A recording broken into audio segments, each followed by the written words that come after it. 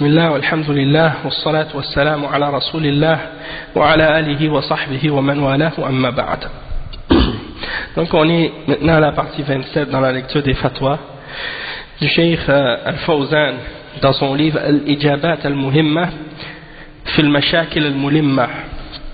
Et on est toujours dans la section où le Cheikh répond aux gens qui appellent aux attentats terroristes et qui pensent que ces choses-là sont correctes, les attentats suicides également. Donc le Cheikh il réfute les gens qui pratiquent ces choses-là et il répond aux questions qui ont été posées à ce sujet-là.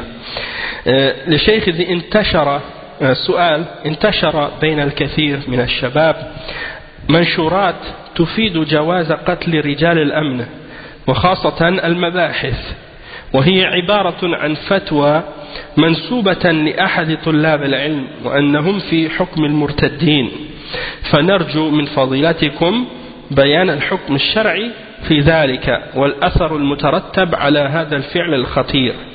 Donc la question qu'ils ont posée au Cheikh Al-Fawzan, c'est la question suivante.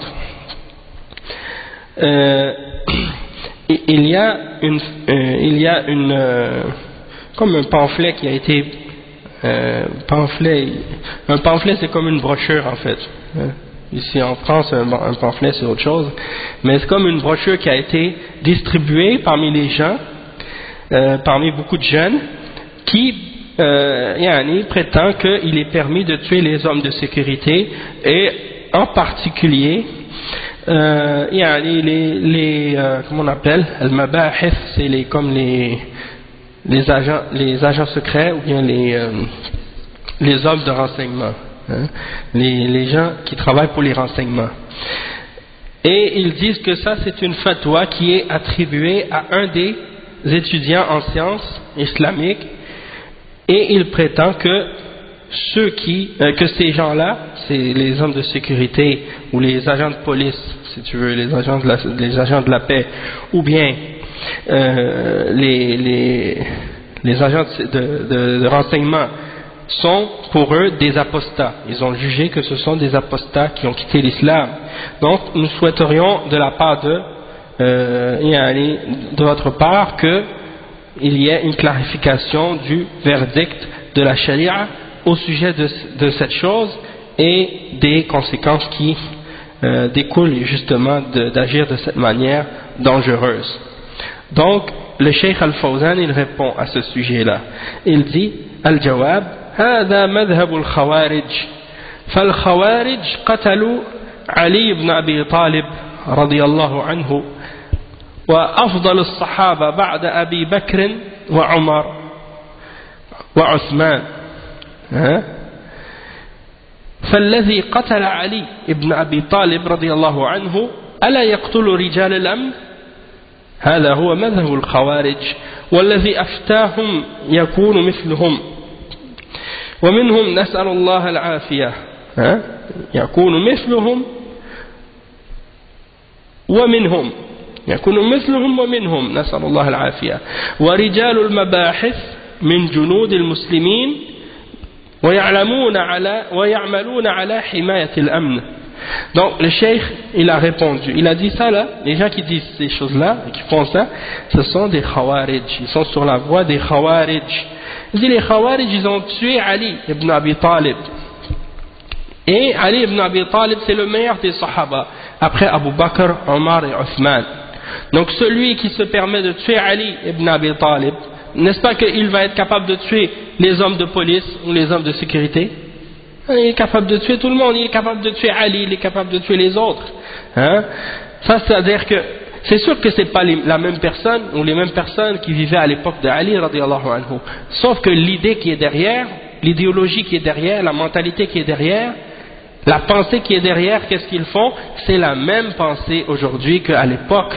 Lorsque le Khariji a tué Ali ibn Abi Talib, il se basait sur les mêmes idées et les mêmes croyances et les mêmes pensées que ceux aujourd'hui qui se permettent de tuer les hommes de sécurité ou les hommes de police ou les services de renseignement et ainsi de suite.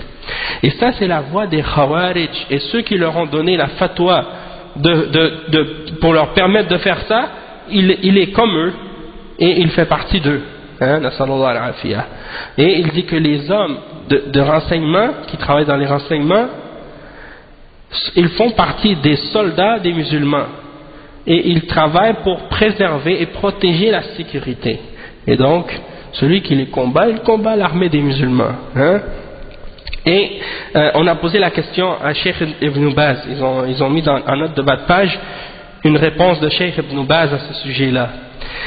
Le Cheikh dit وسئل سماحة الشيخ عبد العزيز بن باز رحمه الله ما نصه السؤال هل يعتبر عمل المتطوعين في التعاون مع رجال الأمن من الرباط أم لا؟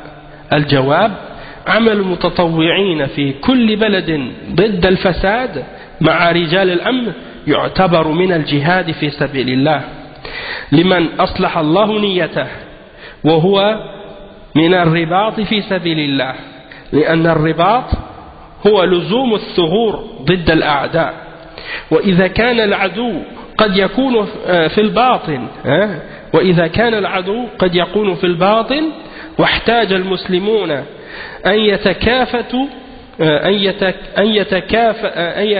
يتكاتفوا مع رجال الأمن ضد العدو الذي يخشى أن يكون في الباطن يرجى لهم أن يكونوا مرابطين ولهم أجر المرابط لحماية البلاد من مكائد الأعداء الداخليين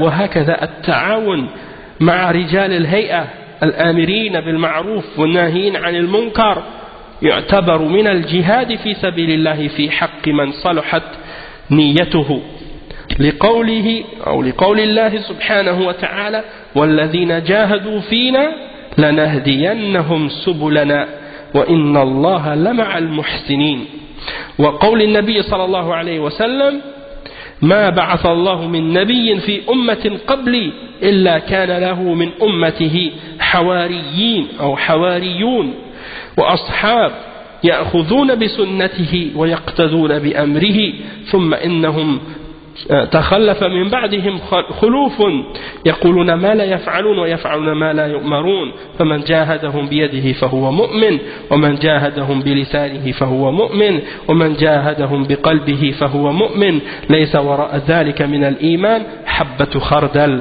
رواه الإمام مسلم في صحيحه من حديث عبد الله بن مسعود رضي الله عنه.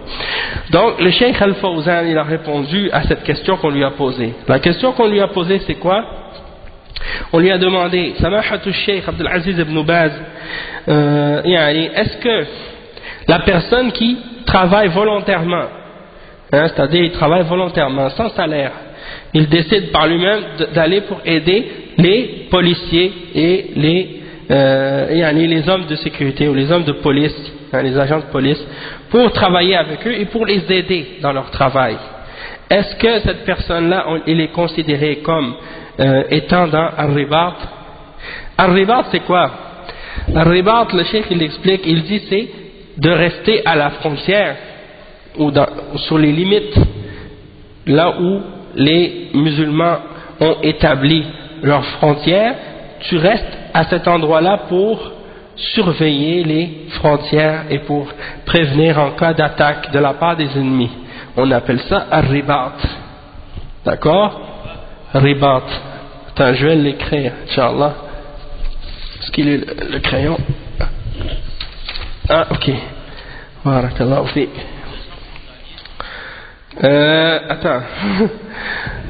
Parce que aujourd'hui, on les appellerait des agents frontaliers, mais à l'origine, on les appelle des murabitoun. Al-Ribat. Et il y a une ville au Maroc qui s'appelle comme ça. Al-Ribat. Al-Ribat. Et le mot de ceux qui sont dans Al-Ribat, comment on les appelle? C'est... Non. Il ne faut pas mélanger tout, hein. La frontière, c'est pas Al-Ribat. Donc, vous connaissez tous le mot marabout, hein, surtout si vous êtes d'Afrique, là. Bon, le mot marabout, ça vient de ce mot-là, murabitoun, en arabe. Donc, le marabout là, si tu le dis en arabe, ça vient de murabit. Le singulier c'est murabit, le pluriel c'est murabitoun. On l'appelle murabitoun. À l'origine, les murabitoun, ce sont qui? Ce sont ceux qui restaient à la frontière des pays musulmans, pour protéger les pays musulmans des invasions des ennemis qui venaient de l'extérieur. Le cheikh, donc, on lui a posé la question. Est-ce que... Attends, je vais mettre les accents, parce que peut-être que... Al-Ribat, c'est ça, c'est de rester aux frontières pour surveiller les frontières contre les ennemis. Al-Murabitoun. Donc, Al-Ribat, c'est ça, c'est de rester aux frontières, surveiller contre les ennemis. À la base, c'est ça. Et ceux qui le font, on les appelle les Murabitoun. Donc, celui qui fait ça volontairement, qui s'en va aider les services de police, les services de renseignement, il fait ça volontairement. C'est-à-dire, il n'y a pas de salaire pour faire ça, il ne travaille pas avec la police, mais il les aide.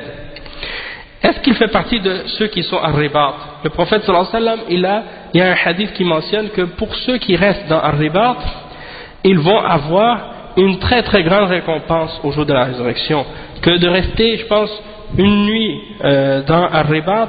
Il y a un hadith qui mentionne que celui qui fait ça, il aura une grande récompense. Je ne sais pas si je peux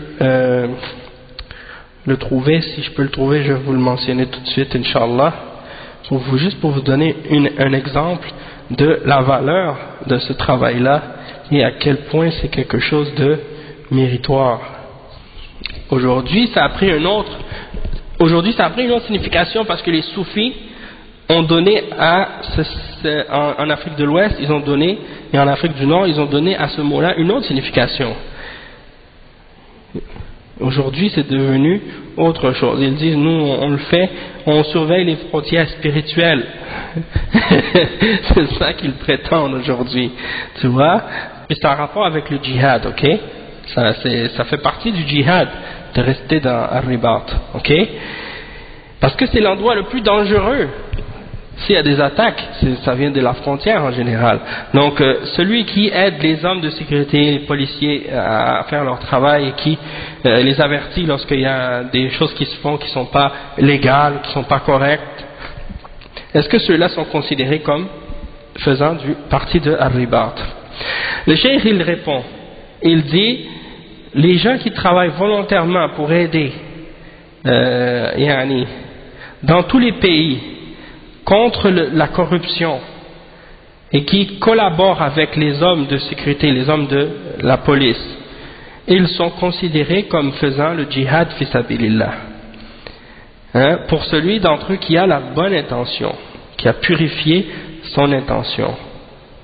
C'est-à-dire pour celui pour qui Allah a purifié son intention, bien sûr. Parce que la base du djihad, c'est l'intention qui fait la distinction. Et il dit, et donc dans ce cas-là, il fait partie du ribat fi sabilillah. C'est comme s'il est resté à supporter et à défendre les frontières dans le chemin d'Allah. Et le cheikh, il explique Ar-Ribat, qu'est-ce que c'est? Il dit Ar-Ribat, c'est de rester dans les frontières pour protéger contre les ennemis. Donc, des fois, ça se peut que l'ennemi il soit caché à l'intérieur des pays musulmans. Des fois, l'ennemi, il n'est pas de l'extérieur. Des fois, l'ennemi, et surtout à notre époque, il est même parmi les musulmans, à l'intérieur, même dans le pays. Et donc, les musulmans doivent s'épauler les uns les autres avec les hommes de la police contre cet ennemi-là, contre lequel on craint un mal et qui peut être caché à l'intérieur même de nos rangs. Donc, on espère pour eux, ces gens-là qui collaborent avec eux, qu'ils feront partie des murabitin, qui vont être comptés, calculés parmi ceux qui surveillent les frontières des musulmans. Et ils auront la récompense également du murabit, c'est-à-dire de celui qui reste dans les frontières pour surveiller et protéger les pays musulmans contre les ruses des gens qui essaient de s'infiltrer et de rentrer et de faire du désordre dans les pays musulmans.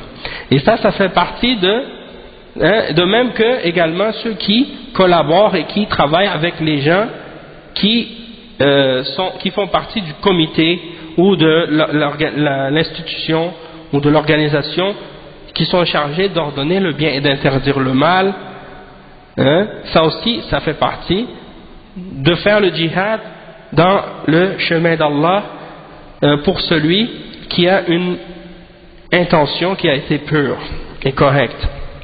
Donc en Arabie Saoudite, il y a une organisation qui a comme devoir, comme rôle d'enrayer tout ce qui est contraire à l'islam dans la société et d'ordonner le bien.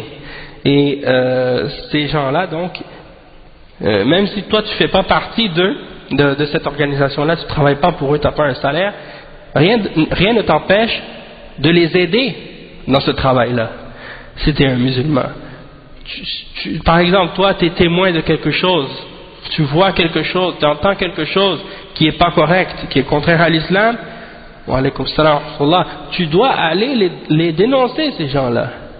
Tu dois aller les informer, les hommes de la police, les hommes des services de renseignement, pour que la corruption et le désordre cessent. Non, même dans un cas où les gouverneurs ne sont pas musulmans, il faut quand même travailler pour aider à ce que les gens qui font des crimes ou qui font des choses mauvaises ou qui font du mal soient arrêtés aussi. C'est toujours dans l'intérêt du bien. C'est toujours dans l'intérêt du bien.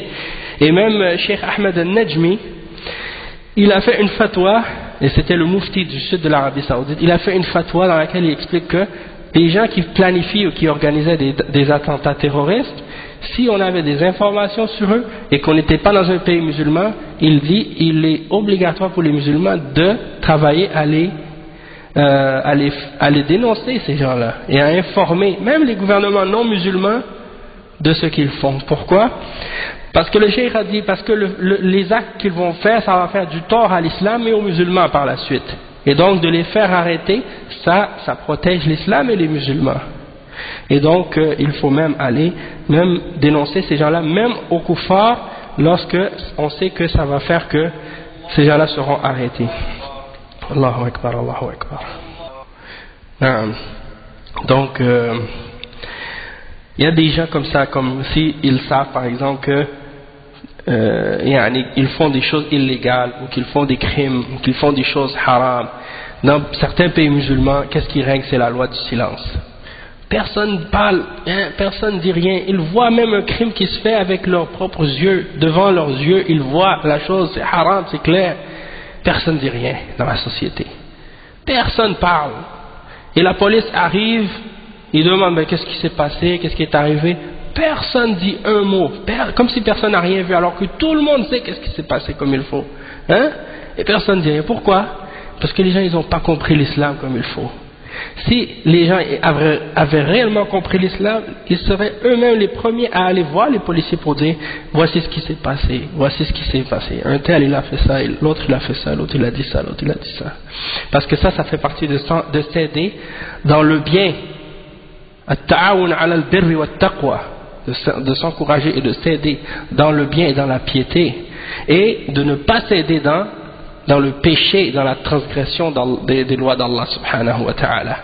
Mais celui aujourd'hui qui dénonce quelqu'un qui fait des crimes, qui fait de l'injustice ou qui fait des choses mal, contraires à l'islam, on le traite de taupe ou de porte-panier ou de munafiq ou de toutes sortes d'autres noms. Alors que ça, c'est qu'est-ce qu'il fait, c'est qu'est-ce qui est ordonné par l'islam et qu'est-ce qui est obligatoire dans l'islam. Donc le Cheikh Al-Fawzan, Cheikh Ibn Baz, qu'est-ce qu'il dit? Il dit donc, il cite un verset dans le Coran, وَالَّذِينَ جَاهَدُوا فِينَا, ça c'est dans sourate Al-Ankabut, si je ne me trompe pas, c'est le dernier verset. وَالَّذِينَ جَاهَدُوا فِينَا لَنَهْدِيَنَّهُمْ سُبُلَنَا. Et ceux qui luttent dans nos chemins, qui luttent en nous, nous allons les guider vers nos chemins. Et Allah est certes avec les bienfaisants. Et la parole du prophète sallallahu alayhi wa sallam qui dit Ma ba'atha Allahu min nabiyyin fi ummatin.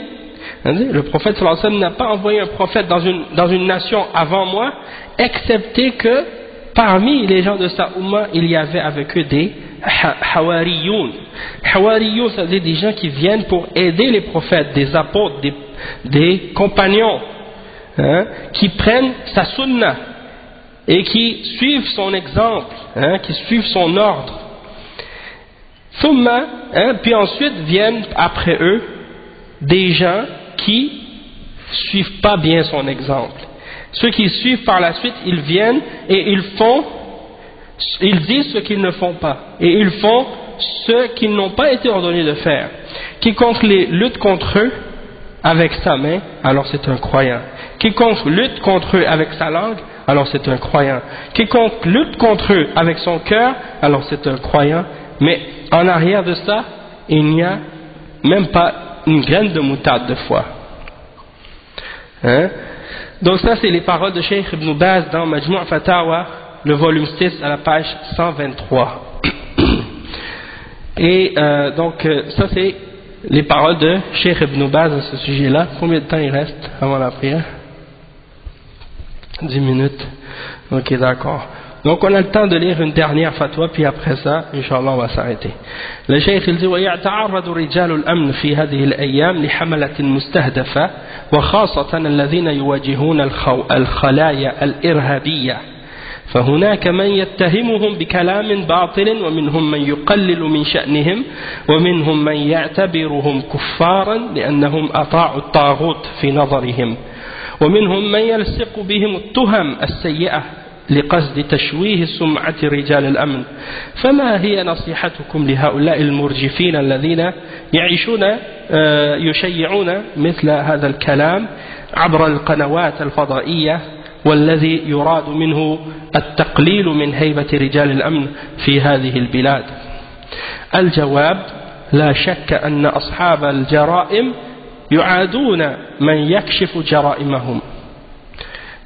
جرائمهم من رجال المباحث وغيرهم، وكشف جرائم المجرمين من أجل القضاء عليها وإراحة المجتمع من شرها أمر واجب، وما لا يتم الواجب إلا به فهو واجب، فيجب على رجال المباحث ورجال الأمن ورجال الأمر بالمعروف والنهي عن المنكر التعاون على القيام بهذا الواجب، وهم مثابون على ذلك، لأن هذا العمل فيه صلاح للإسلام والمسلمين وردع للمجرمين، ولا يضرهم ما يقال فيهم من قبل المنافقين والذين في قلوبهم مرض.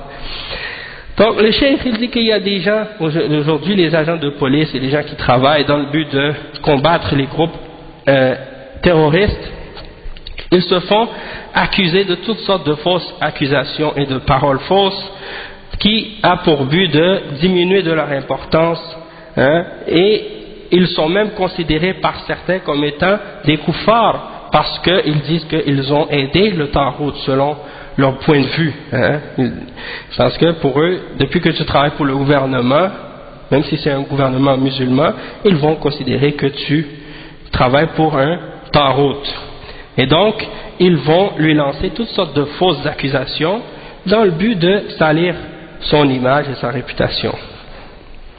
Et donc quel est votre conseil pour ceux-là, pour ces gens-là, parmi ces murjifin, qui veulent faire peur aux gens qui obéissent à Allah et qui suivent la voie d'Allah, et qui transmettent et qui diffusent ce genre de paroles à travers les chaînes satellites, et qui veulent par cela diminuer du respect qu'on doit aux hommes de la police et ainsi de suite dans ce pays. Et le Cheikh Al-Fawzan il répond, il dit, il n'y a pas de doute que les gens qui commettent des crimes, ils détestent et ils s'opposent à ceux qui vont découvrir et démasquer leurs crimes. Donc ils les détestent à cause de ça, et donc ils détestent les agents de sécurité, les agents de, comme on dit, les services de renseignement, les agents de renseignement, ils les détestent, et ils détestent les agents de police qui les recherchent et qui les attrapent. Donc ils détestent toute personne qui vont aider pour les arrêter et pour débarrasser la société du mal que ces gens-là font. Et de débarrasser la société du mal que ces groupes-là, ces groupes de terroristes-là font, c'est une chose qui est obligatoire. Et lorsqu'une chose obligatoire, lorsqu'une chose, comme la règle que les ulama de fiqh mentionnent tout le temps, c'est-à-dire lorsque quelque chose devient nécessaire dans le but d'accomplir une obligation, alors cette chose-là elle-même devient obligatoire. Donc il est obligatoire d'aider les gens qui travaillent dans les renseignements et d'aider également les gens qui travaillent pour établir la sécurité et la paix dans la société, et les gens qui ordonnent le bien et qui interdisent le mal, de collaborer avec eux pour établir cette obligation-là, et ils seront récompensés pour ça, parce que c'est une action et un travail dans lequel il y a la réforme et le bien pour l'islam et pour les musulmans, et dans lequel il y a le fait de remettre à leur place les criminels et ce que ces gens-là disent contre les agents de police ou les agents de renseignement, ainsi de suite, ça ne leur nuit en rien. Ce que les munafiqines et les gens qui ont une maladie dans leur cœur disent à leur sujet, ça ne leur nuit en rien. Et il y a d'autres questions, une autre question après qui n'est pas trop longue, Inch'Allah on pourrait terminer avec celle-là. سؤال: هل يجوز التستر على من أراد بالمسلمين أو ببلاد أو بهذه البلاد شرا والجهات الأمنية تلاحقه لأننا سمعنا من بعض الناس أفتى بوجوب التستر عليهم وحرمة الدلالة عليهم. Ils ont posé la question au cheikh: est-ce que c'est permis de cacher ces gens-là qui veulent du mal aux musulmans et aux pays musulmans, parce que en particulier les gens qui travaillent pour la police, il y en a qui veulent cacher aux policiers ce que ces criminels-là font, ils veulent les couvrir. Est-ce qu'on a le droit de couvrir ces gens-là? Il y en a qui ont fait une fatwa pour dire qu'il faut les couvrir puis les protéger et pas indiquer à la police qui ils sont. Le cheikh il répond, il dit: Al-Jawab, la yajuzu at-tasattur ala man yabitu sharran lil muslimin, bal yajibu ala man alima bihalihi an yukhbira anhu حتى يسلم المسلمون من شره. الرجل الذي كان مع الجماعة الذين قالوا ما رأينا مثل قرائنا هؤلاء ذهب وأبلغ النبي صلى الله عليه وسلم ولم ينكر عليه صلى الله عليه وسلم، بل نزل الوحي بتصديقه. فإذا كان هناك خلية فيها خطر على المسلمين وفيها شر على المسلمين فيجب إبلاغ ولاة الأمور عنهم ليأخذوا على أيديهم ويكفوا شرهم عن المسلمين. Donc le cheikh il dit il n'est pas permis de les couvrir. Toute personne qui veut faire du mal aux musulmans, on n'est pas permis de les couvrir. Il est obligatoire pour la personne qui connaît quelque chose de leur état d'informer à son sujet, pour que les musulmans soient protégés et exemptés du mal de cet individu. Et il y a l'exemple de l'homme qui était avec un groupe à l'époque du prophète sallallahu alayhi wa sallam lorsqu'il s'en allait à la bataille de Tabouk, et il a parlé du prophète sallallahu alayhi wa sallam et des sahaba. Il a dit: on n'a pas vu parmi les savants, parmi les sahaba, de plus peureux dans la bataille, de plus gourmands, et des paroles de ce genre. Alors celui qui était parmi eux, qu'est-ce qu'il a fait? Il est allé voir le prophète sallallahu alayhi wa sallam et il leur a dit: voici ce qu'un tel a dit. Et le prophète sallallahu alayhi wa sallam n'a pas dit: tu n'as pas raison de venir m'informer. Au contraire, le Coran est descendu pour confirmer qu'est-ce que ce sahabi avait dit à leur sujet. Et donc s'il y a des groupes ou des individus qui représentent un danger pour les musulmans, il est obligatoire de transmettre l'information qu'on connaît aux responsables à leur sujet, pour qu'ils les attrapent et pour qu'ils protègent les musulmans de leur mal. Donc on va s'arrêter ici Inch'Allah pour aujourd'hui, puis la semaine prochaine on va lire d'autres fatwas qui vont clarifier encore plus cette question là et qui vont ramener des détails et des preuves encore plus claires sur cette question là et sur d'autres questions Inch'Allah. Subhanakallahumma wa bihamdik ashhadu an la ilaha illa ant astaghfiruka wa atubu ilayk.